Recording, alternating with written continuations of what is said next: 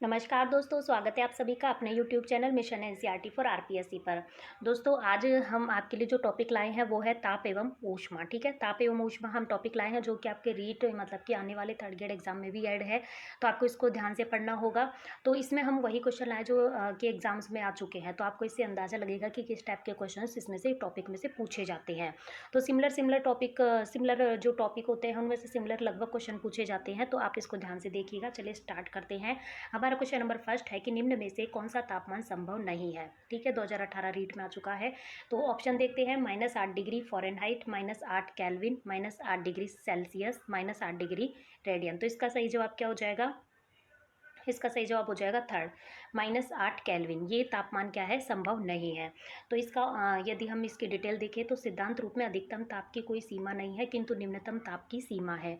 किसी भी वस्तु का ताप -273.15 डिग्री सेंटीग्रेड से कम नहीं हो सकता, और इसे ही परम शून्य ताप कहते हैं। इसी को हम क्या कहते हैं, 0 केल्विन भी कहते हैं। तो परम शून्य ताप यही होता है -273.15 डिग्री सेंटीग्रेड। ठीक है, तो -273.15 डिग्री सेंटीग्रेड एवं 273.15 डिग्री सेंटीग्रेड, तो ये क्या हो गया, 0 सेल्सियस। तो -8 डिग्री केल्विन संभव नहीं है, क्योंकि मिनिमम कितना हो गया, 0 केल्विन। आगे बात करें, क्वेश्चन नंबर सेकंड है। नेक्स्ट क्वेश्चन है हमारा कि 1 जूल जो होता है वो किसके तुल्य होता है। 1 जूल की बात करें, 1 जूल किसके तुल्य होता है, तो ऑप्शन देखते हैं, 4.2 kilo calorie, 4.2 calorie, 1/4.2 kilo calorie, या फिर 1/4.2 कैलोरी। तो इसका सही जवाब हो जाएगा 1/4.2 कैलोरी। तो यदि हम बात करें इसकी व्याख्या या इसकी डिटेल की, तो 4.2 जूल जो होता है वो किसके बराबर होता है, 1 कैलोरी।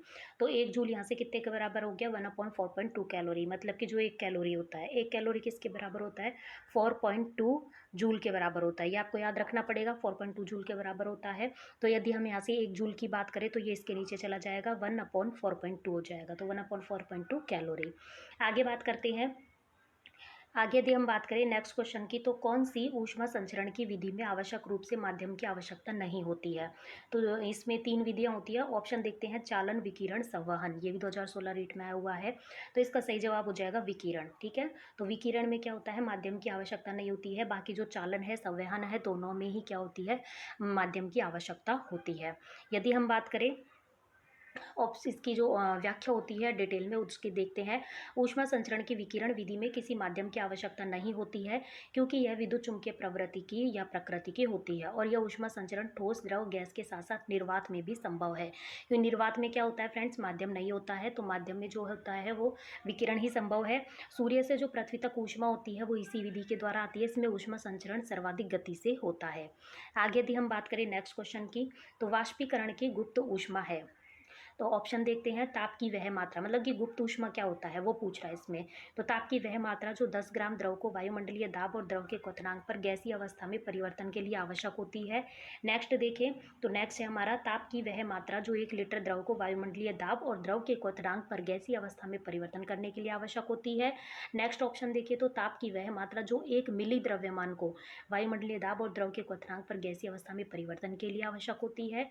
फोर्थ ऑप्शन देखें, तो ताप की वह मात्रा जो 1 किलोग्राम द्रव्यमान को वायुमंडलीय दाब और द्रव्य के क्वथनांक पर गैसीय अवस्था में परिवर्तन के लिए आवश्यक होती है। तो इसमें कोई सा भी सही नहीं है, इसलिए इसमें बोनस दिया गया था। हम इसकी सही व्याख्या देखें, तो सही व्याख्या जो गुप्त ऊष्मा होती है वो क्या होती है, नियत ताप पर द्रव के एकांक द्रव्यमान को, किसको, एकांक द्रव्यमान को वाष्प में बदलने के लिए आवश्यक ऊष्मा की मात्रा को वाष्पीकरण की गुप्त ऊष्मा कहते हैं, और इनमें से कोई सा भी विकल्प सही नहीं है। आगे यदि हम बात करें नेक्स्ट क्वेश्चन की, नेक्स्ट क्वेश्चन है, ठोस पदार्थों का वह गुण जिसमें ठोस पदार्थ बिना द्रव अवस्था में बदले सीधे गैस की अवस्था में परिवर्तित हो जाता है, उसे क्या कहते हैं। इंपॉर्टेंट और वेरी इजी क्वेश्चन। उदरपातन, संघनन, पिंडन या फिर वाष्पन। तो बिल्कुल उदरोपातन कहते हैं, जैसे कि कपूर का होता है। आगे यदि हम बात करें तो ये उदरोपातन के उदाहरण है, ये पूछे जाता है, कपूर और नौसादर आदि, है ना। आगे यदि हम बात करें तो कॉल के आसवन से प्राप्त अमोनिया द्रव किस काम में आता है। पॉलीमर बनाने में, उर्वरक बनाने में, रबर बनाने में, या फिर कीटनाशक बनाने में।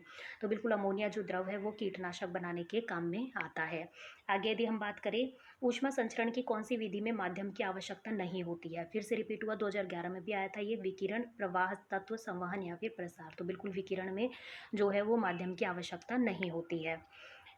आगे देखते हैं इसकी व्याख्या, तो विकिरण में ऊष्मा के संचरण के लिए किसी माध्यम की आवश्यकता नहीं होती है। ऊष्मा का संचरण निर्वात में भी होता है। विकिरण में ऊष्मा तरंगों के रूप में चलती है, जिन्हें विद्युत चुम्बकीय तरंगे कहते हैं।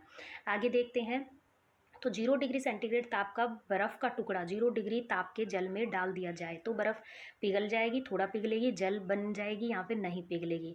तो 0 डिग्री सेंटीग्रेड ताप का जो बर्फ़ का टुकड़ा है यदि 0 डिग्री ताप के जल में ही डाल दिया जाए तो वो बिल्कुल नहीं पिघलेगी।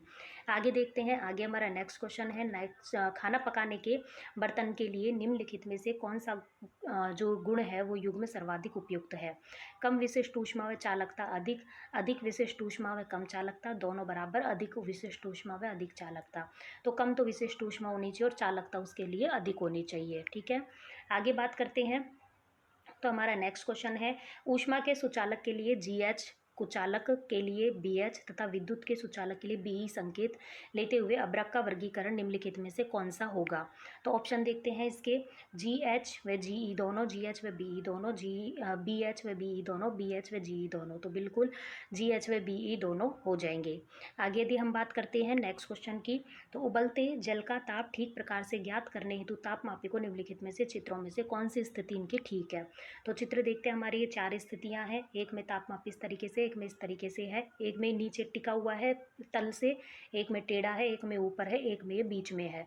तो तापमापी की स्थिति कैसी होनी चाहिए? बिल्कुल बीच में होनी चाहिए। तो इसका सही ऑप्शन हो जाएगा 4। तो उबलते जल का जो ताप है वो ठीक प्रकार से कैसे ज्ञात करेंगे?